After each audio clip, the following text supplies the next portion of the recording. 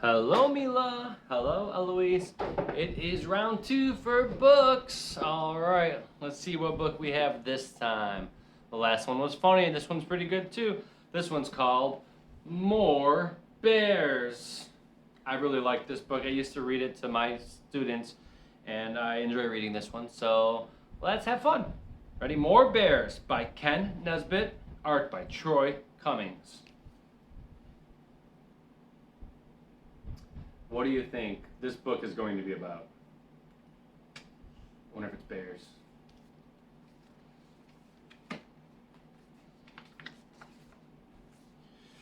Story. Once upon a time, there was a story. This story was a lovely story with absolutely no bears in it. Not a single bear anywhere. But then one day, I wonder what's going to happen. More bears! What? Who said that? The author of this story looked around the room wondering where those voices had come from. Were those voices of children shouting? Then he went back to writing. As I was saying, this story had absolutely no bears at all. The author was very certain about this. Do you see any bears? I don't know. More bears! The author tried very, very hard to ignore the children who thought that the story ought to have. What do you think the story needs? More bears! Fine. This story had a bear. It was a cute little baby bear strolling through the book, looking for... What do you think it was looking for?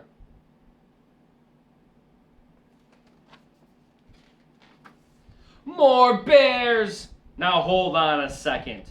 The author of this story knew exactly how many bears it should have, and the author insisted there should only be... We got one bear right there. More bears!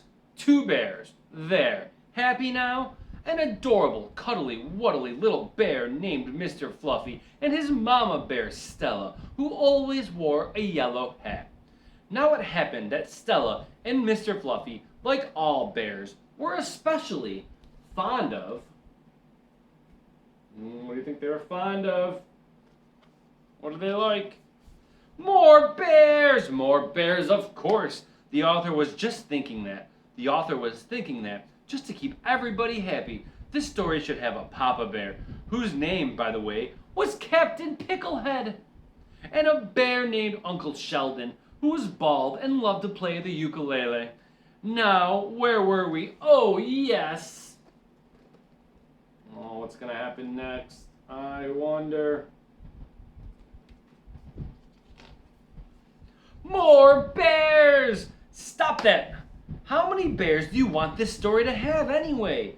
Do you really want to hear about Bobcat Sam, the bear who rode a pony, and Admiral Haversham, the English dancing bear, and Excellent Steve, the bear who just wanted to surf? You do?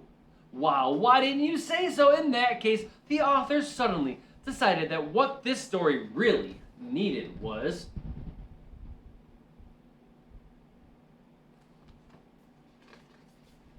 More bears! Yes, more bears! So the author added Astro Bear, who, by the way, was Bulgarian and always kept a hamster in his pocket, just in case.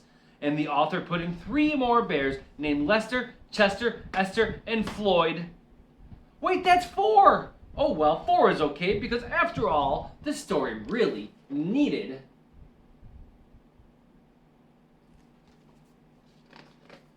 More bears! It needed a bear named Lucky Eddie who juggled carrots, and a bear named Elbow who wasn't very smart and always wore his underpants on the outside of his regular pants, and a bear named 123, which even the author thought was a strange name for a bear.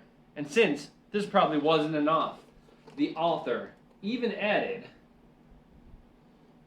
elbow. His underwear's on the outside. What is that? And that bear's called 123. That's silly. More bears! The author added 6 bears on tiny pink bicycles, 2 bears reading comic books, 1 bear flying across the page in a cape, and lederhosen, 3 more bears swinging through the trees on vines, a bear in a yellow submarine, several bears making cupcakes, and an entire team of firefighting bears running across the page with hoses, ladders, and party balloons. That's a lot of bears. That's a lot of bears, Milo. Eloise, so many bears. There were bears hanging from the top of the page, bears sleeping in the corners, and bears standing on top of other bears. There were so many bears in this story that they couldn't all fit on the page. That's too many bears.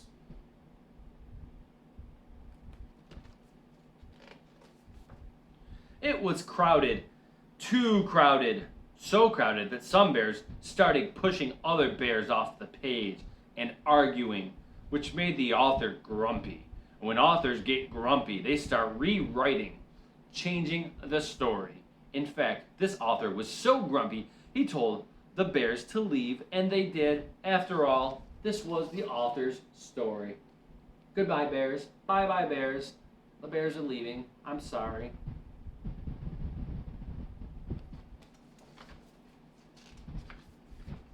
They walked off the page. They rode off the page. They swung, surfed, danced, climbed, ran, and even somersaulted off the page. They're all leaving. They weren't being nice, so they had to leave.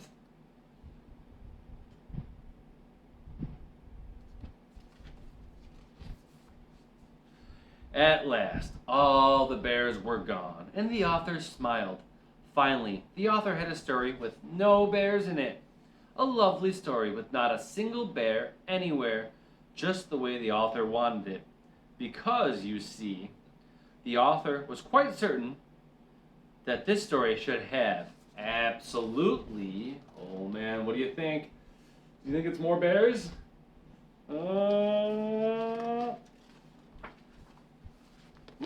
chickens! It was chickens instead of bears. The author wants chickens in this book. That was a silly bear story. Thank you for listening. I love you guys. Thank you. See you next time.